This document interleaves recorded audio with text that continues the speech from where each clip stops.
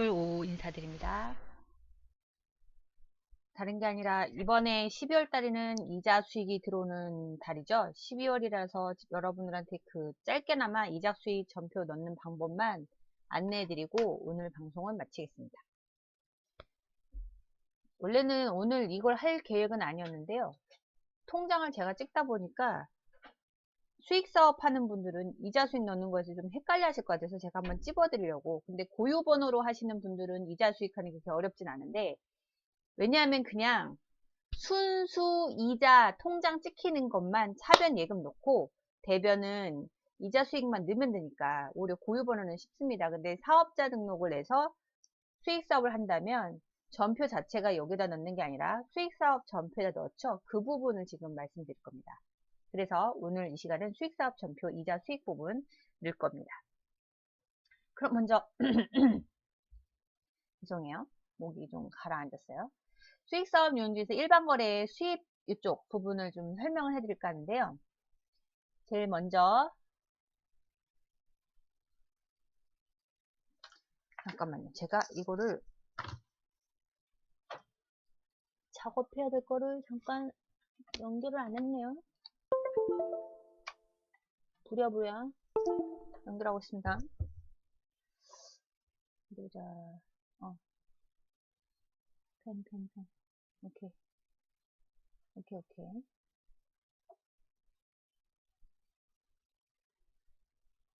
오케이. 됐습니다. 연결됐습니다. 아우, 제가 좀 이번 주 토요일 날 모임 때문에 준비가 바빠가지고 거기가 이번 주 토요일 날 모이는 데가 지하 강당이잖아요. 그래서 빔 프로젝트가 없어서 제가 그것도 부랴부랴 사고요.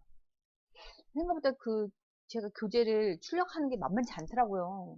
사무실에서 살짝 눈치도 보이고, 아무래도 사무실에 제가 A4 박스를 한 박스를 좀 사가야 될 것 같습니다. 여하튼, 각설하고. 그리고 거기가 공연장이어서 책상이 원래는 없대요. 그래서 책상을 뭐 어떻게 좀 급하게 급조하는데 이렇게 넉넉할 것 같지 않습니다. 어쨌든 진행을 하는데, 여러분들한테 최선을 다해서 어쨌든 준비를 해볼게요. 미치겠다. 갑니다. 수익사업 전표 유형 홍지는 매출 세금계산서, 매입 세금계산서, 이거는 과세죠. 부가세가 있는 경우. 얘는 면세죠. 부가세가 없어요. VAT가 없어요. 부가세가. 부가세는 굳이 설명 안 해드려야죠. 밑에 그 부가세 관련해서 동영상 있으니까 그건 좀 따로 보셔야 될 것 같고, 제가 말하는 건 일반거래 수입입니다. 이 모듈 중 요걸 설명할 거예요. 주로 어디서 쓰냐면 게시판 광고. 인데 얘한테 세금계산서를 받지 않아요. 그럼 세금계산서 받지 않으면 어떻게 할까요? 현금 받은 현금 영수증을 해주셔야죠. 주차료 수입. 마찬가지로 얘도 세금계산서를 받지 않은 매출일 때. 그 다음에 이자 수익. 이자 수익은 통장에서 이자 수익이 발생했을 경우에 이자 수익을 넣습니다. 그래서 크게 두 개 보면 제가 두 가지 다 말씀드릴 건데, 방법이 수익사업 전표를 넣을 때는 일단 먼저 체크리스트를 좀 하는 게 좋아요. 제일 첫 번째가 뭐냐면, 우리 아파트가 고유번호증인지 아니면 사업자 번호증인지 제일 첫 번째. 스텝 1. 이자 수익 고유번호증인지. 고유번호증은 사업자 고유번호증 안에 앞에 있는 세 자리 뒤에 얘가 80이죠. 그리고 뒤에 5자리. 이게 총 10자리예요. 10자리 중에 얘가 80인지. 이게 고유번호증이고 사업자 번호. 사실 엄밀히 말하면 아파트는 사업자가 아니라 법인으로 보는 단체 뭐 이렇게 들어가거든요. 앞에 세 자리, 뒤에 가운데 82, 그 다음에 5자리. 얘가 8입니다. 일단 두 개를 먼저 확인하셔야 돼요. 그러면 우리 아파트 통장이 고유번호증으로 발급됐으면 얘는 법인세 개념이 아니라 이게 선납이 아니죠. 소득세하고 지방소득세.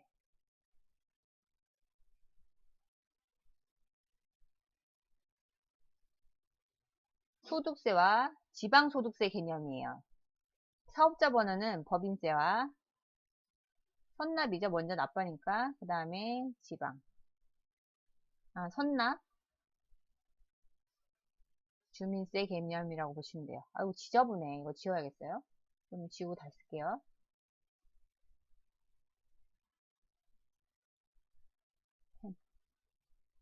법인세와 선납법인세와 선납주민세 개념으로 보시면 돼요.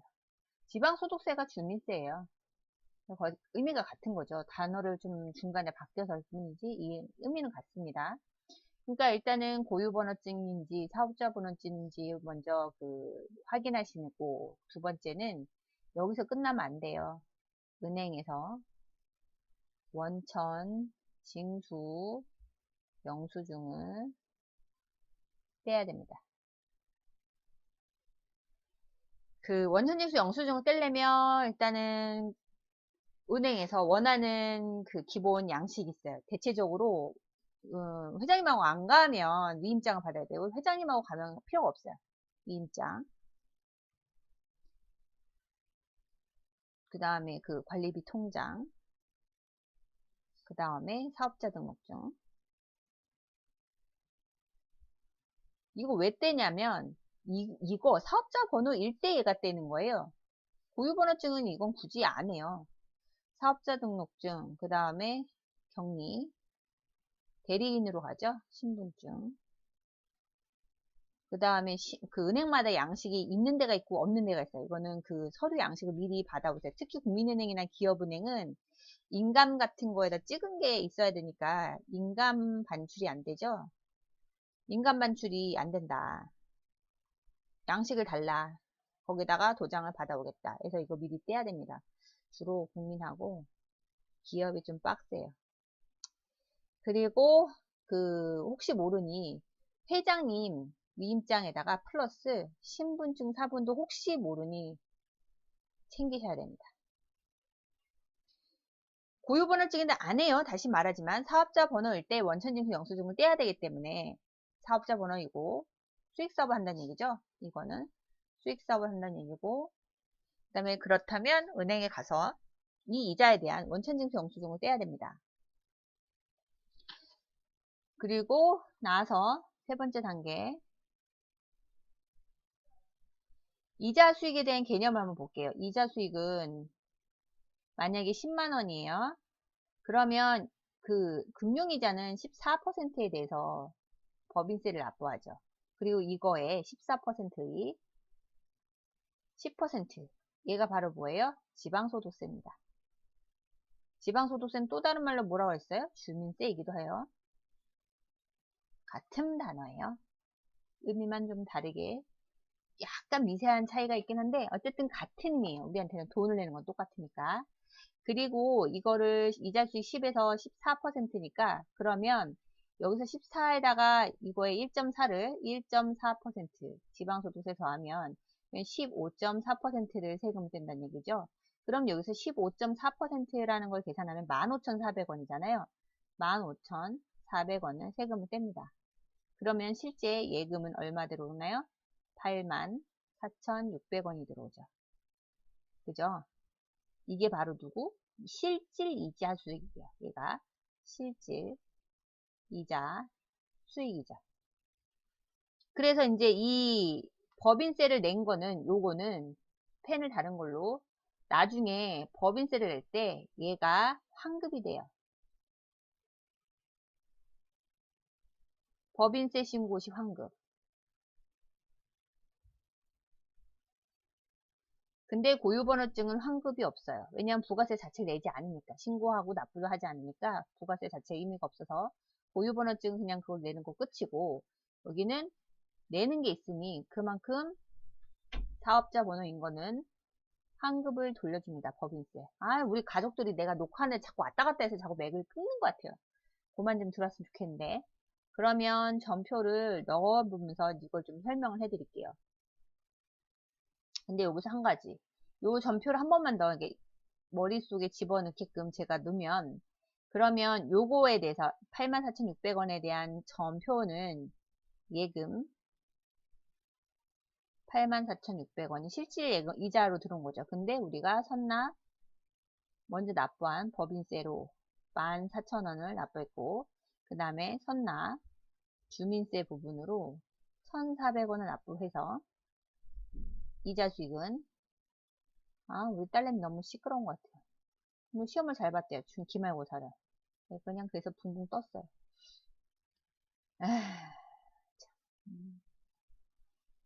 여기서 보면 이제 이런 식으로 치는 거죠. 근데 만약에 고유번호증이에요. 고유번호증 아파트는 그냥 예금 요거 자체가 그냥 소득세, 지방소득세 뭐 그렇게 나가거든요. 예금 84,600원, 그냥 이자 수익 84,600원 이렇게 넣으면 돼요. 왜냐하면 법인세하고 주민세 개념이 없으니까. 이해 가시죠? 근데 만약에 이 통장이 장충이다. 장충인 경우에는 만약 얘가 장충이라면 예금이 장충이라면 장충 전입분계 있죠? 분계하고 이제 재예치하는 거. 여기는 이자 법인세 그런 거 상관없으니까 이건 계정식으로 한 번 더 넣어주셔서 장충을 재고를 맞춰주세요. 장충 통장과 장충 설정 금액을 맞춰주셔야 돼요. 요거는 한 번 더 하셔야 됩니다. 장충은. 혹여 장충 말고 하자보수 충당금이라고 있어요. 장충하고 하자보수 충당금 왜 이게 별도로 보냐면 얘네 두 개 자체가 입주자하고 그 다음에 소유자를 좀 구분하는 거잖아요. 얘도 마찬가지. 하자보수 충당 예치금 전입 그것도 마찬가지. 장충처럼 한 번 더 해서 맞춰주셔야 됩니다. 이해 가시죠? 얘를 좀 지우고 그러면 바로 홍진 거를 한번 보여드릴게요. 요거거든요. 요렇게 보이시면 돼요. 그러면 이 중에서 제가 이자만 볼 거니까 한번 입력을 한번 보여드릴게요. 전표 입력 하고 바로 삭제하면 되니까 17을 안 하고요.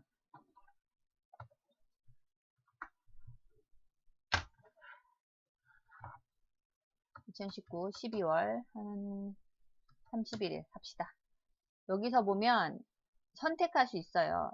수입 유형보기 이렇게 여기를 체크박스 누르면 팝업이 뜨는데 이렇게 현금 매출 입력이면 게시판 광고료 같은 현금으로 매출을 받았다. 그러면 세금 계산서 발행이 어려운 경우에는 개인이나 개인정보, 핸드폰 번호 넣어서 현금 매출로 해서 현금 영수증 발행이 가능합니다. 이자 수익은 장충금 등 이자 수익 발생 시 이자 수익. 한계 처리 같은 경우는 미수금이 들어올 때 뭘까요? 한정 검침 수당이 있습니다. 그럴 때 씁니다. 자, 그러면 일단은 이자 수익만 할 거니까 여기에서 선택해서 이자 수익 입력하고 누르고 거래 유형. 그러면 예금 이자 수익 또는 직접 입력이 있어요. 이해 가시죠? 예금 이자 수익. 그리고 거래처는 이미 넣은 게 있으니까 뭐 국민은행 한번 넣을게요. 엔터를 치면 기존에 있던 자료가 얘가 불러와져요. 그죠? 만약에 없다 그러면 신규 등록 눌러서 여기다가 은행 지점, 그 다음에 사업자 번호, 이게 어디에 다 있어요? 원천징수 영수증을 받아 오셔야 된다는 거. 이걸 다 넣으시면 대표자까지 다 넣으시면 돼요. 그리고 여기다가 적요. 관리비, 통장, 이자. 그러면 이건 지우고 국민은행. 해서 저기 국민은행 관리비죠. 그러면 현금주의 예금 들어온 거니까 예금으로 얼마냐면 여기서 좀 해볼까요? 국민은행 돈은 아까 84,600원이었으니까 600원. 헌납 법인세 아까 얼마였어요? 14,000원. 14%. 그 다음에 1,400원. 그리고 이자는 실제 요거는 바꾸셔야죠. 이자 수익 이렇게 선택하시고 10만원 이렇게 하시고 저장하시면 돼요. 성공적으로 저장됐죠. 근데 봐요. 이게 만약에 법적인 이자 14%가 안 되면 얘가 에러가 뜨거든요. 그렇기 때문에 확인을 해야 돼요. 자, 일단 전표 12월 30일 요거 지울 때는 선택하시고 그 다음에 전표 취소 누르시면 돼요. 네, 또 하나 해볼게요. 네, 또 전표 입력. 이번에는 그 소액부징수라고 해서 법인 그 10,000원 이하면 법인하고 선납법인세하고 선납지방소득세를 납부를 안 해요. 그럴 때 넣었을 때, 그럴 때도 여기다 넣긴 하는데 2019 12월 31일 여기다가 현금 이자 수익 넣는데 여기 거래 유형을 직접 입력으로 넣으시면 돼요. 이자 수익에 직접 입력. 이거는 뭐라고요? 선납법인세, 선납 주민세를 납부하지 않는 경우. 그러면 거래처 한 번만 더 누를게요, 국민들. 그러면 다시 관리비, 통장, 이자, 수익. 그러면 여기다가 요거는 직접 치는 거죠. 국민은행으로 들어온 거니까. 국민은행 선택하시고 예금. 아까 그 들어온 게 84,600원이었죠? 이렇게.